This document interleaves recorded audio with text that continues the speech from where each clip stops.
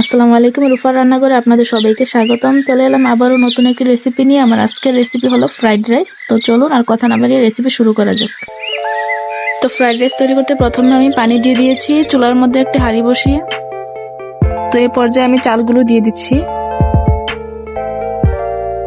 আমার ভাতগুলো সিদ্ধ হয়ে গিয়েছে, এখন আমি এগুলোকে নামিয়ে নিব। নামিয়ে এগুলোকে পানি ঝরিয়ে নিব। তো আমি একটি চুলায় প্যান বসিয়ে পরিমাণ মতো ঘি দিয়ে দিয়েছি। এখন দিয়ে দিব আলু। আমি সবগুলো মশলা একসাথে মিশিয়ে নিয়েছি। এখন আমি এখানে এগুলোকে একটু ভালোভাবে ভেজে তারপর আমি এখানে টমেটো অ্যাড করে দিব। আমি সবগুলো মশলাকে একত্রে মিশিয়ে আমি এখানে টমেটোর সস দিয়েছি একটি ম্যাগি মশলা আর একটু টেস্টিং সল্ট পরিমাণ মতো দিয়ে এখন আমি সবগুলোকে একত্রে মিশিয়ে নিয়েছি। আমার এগুলো হয়ে গিয়েছে। এখন আমি এখানে ফ্রাইড রাইসের জন্য রাইসটা দিয়ে দিব।